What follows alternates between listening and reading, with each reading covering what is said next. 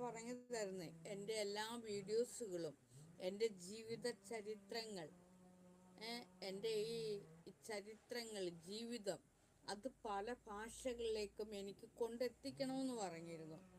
അപ്പോൾ അതിന് മുന്നോട്ട് വരാൻ ഇവിടെ കേരളത്തിൽ ബുദ്ധിയുള്ള ആരും ഉണ്ടായിരുന്നില്ല.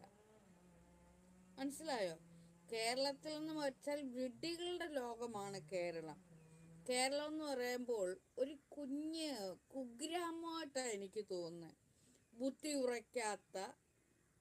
ബുദ്ധിവികാസം വരാത്ത ഒരു കൂട്ടം മനുഷ്യർ മാത്രം തിങ്ങി നിറഞ്ഞ് ജീവിക്കുന്ന ഒരു ഏതാണ്ട് ആകൃതി പോലെയുള്ള ഒരു കേരളം.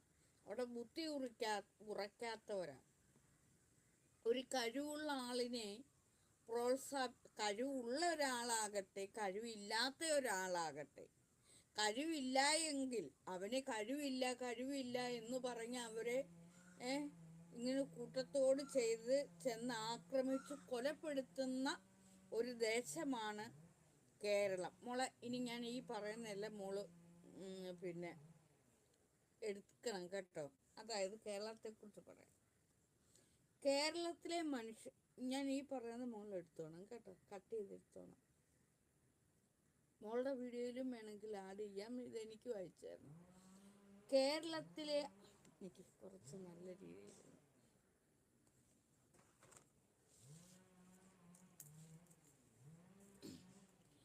കേരളത്തിലെ മനുഷ്യരെന്ന് പറഞ്ഞാൽ ബുദ്ധിയും വിവേകവും ഇല്ലാത്ത